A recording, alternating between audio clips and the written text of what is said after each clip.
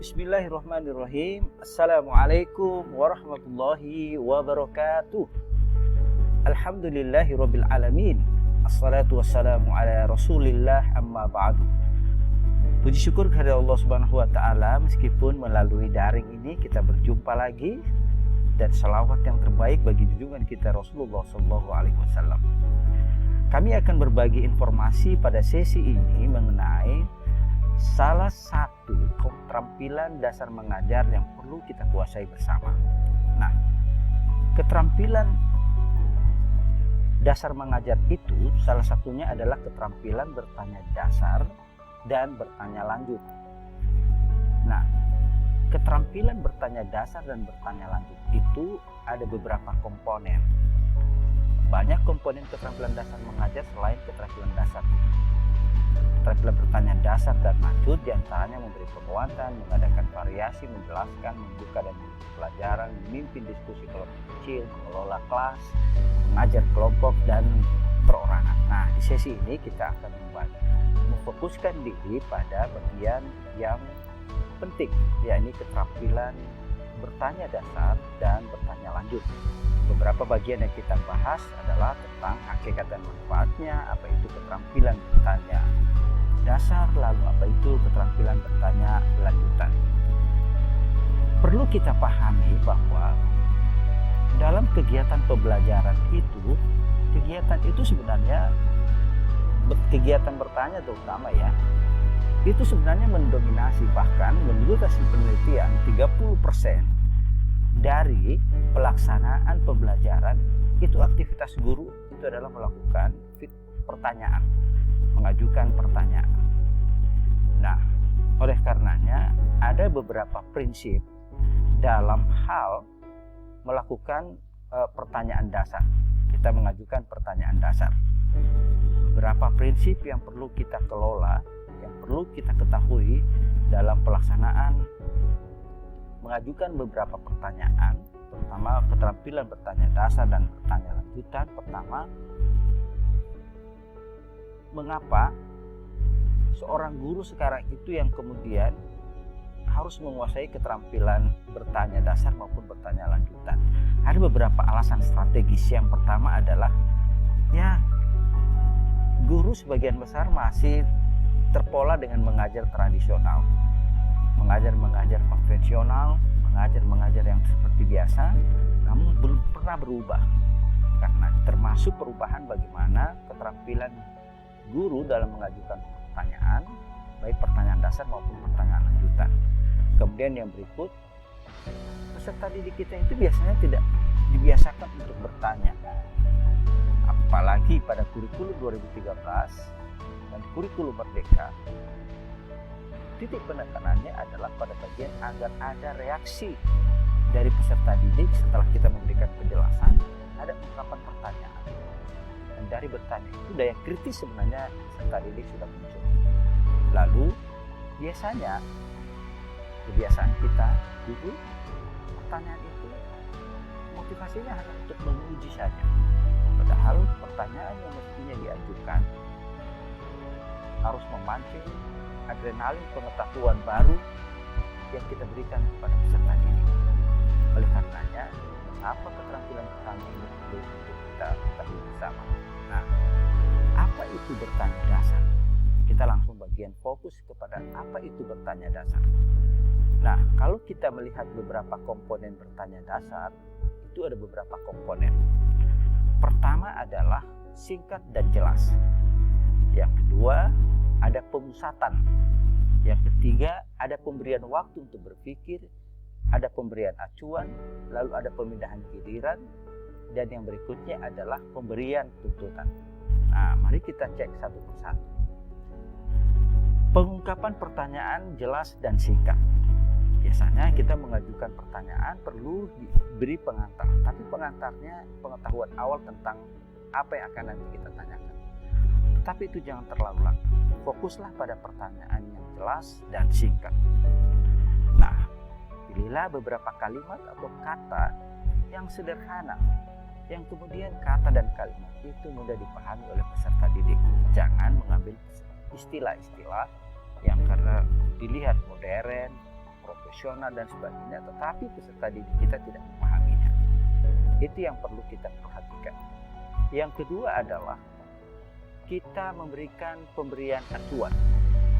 Nah, sebelum bertanya, guru sebaiknya memberikan acuan berupa informasi yang perlu diketahui oleh peserta didik. Peserta didik akan mengolah informasi yang diberikan sehingga dapat menjawab pertanyaan itu. Jangan langsung ke pertanyaan, tetapi ada informasi awal agar dia bisa menjawab pertanyaan itu. Kemudian yang berikutnya adalah pemusatan. Nah, ini yang penting. Pemusatan itu menjadi hal yang penting untuk kita lihat bersama. Pertanyaan yang luas hendaknya selalu diikuti oleh pemusatan, yaitu memfokuskan perhatian peserta didik pada inti masalah tersebut. Yang berikutnya adalah pemusatan adalah pemindahan giliran. Jadi setelah peserta didik pertama memberikan jawaban, ya guru meminta peserta didik dari yang kedua untuk melengkapi jawaban tersebut. Ini beberapa teknik pertanyaan dasar yang bisa kita lakukan dan ini sangat bermanfaat.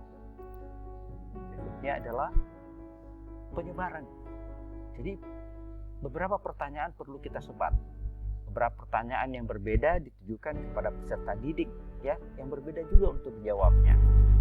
Nah, tujuan penyebaran pertanyaan ini adalah agar kita bisa menguasai kelas dengan bagus, menyebarkan pertanyaan itu kita secara acak, sehingga peserta didik itu siap untuk mendapat giliran yang lain.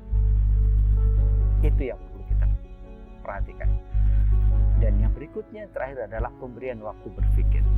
Nah, kebiasaan guru biasanya kita menunjuk kamu yang menjawab, padahal pertanyaannya belum diajukan. Nah, ini sebenarnya teknik kita peserta didik tidak diberikan kesempatan untuk berpikir.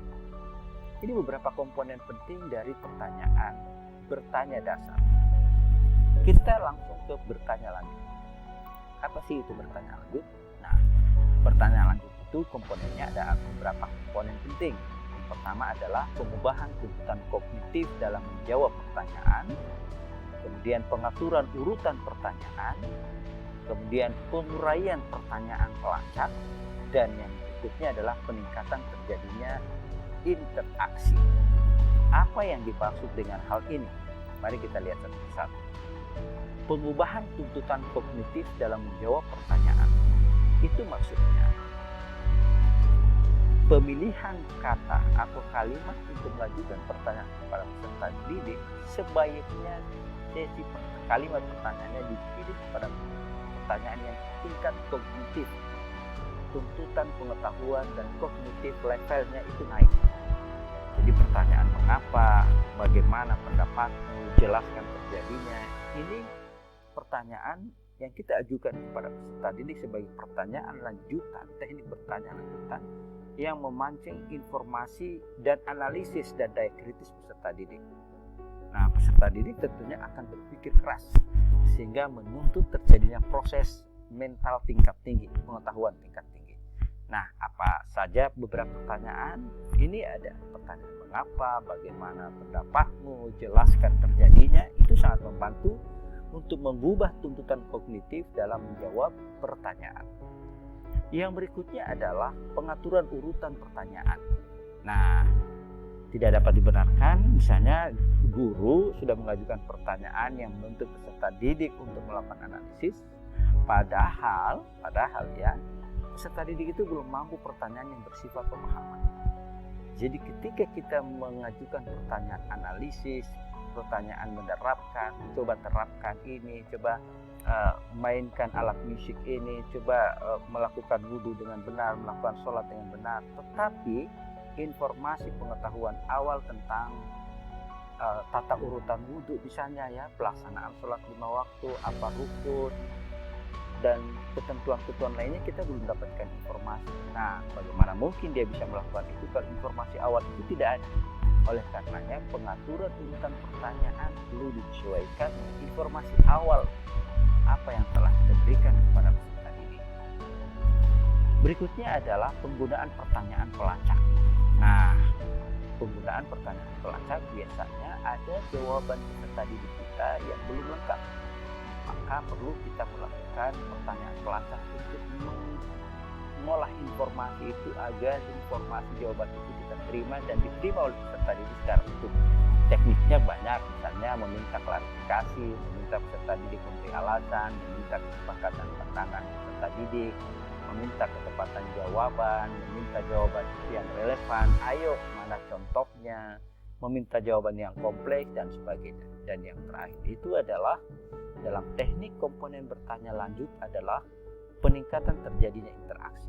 Jadi ketika kita mengajukan pertanyaan, jangan hanya sekedar bertanya, tetapi ciptakan interaksi itu. Nah, bagaimana terjadinya interaksi itu?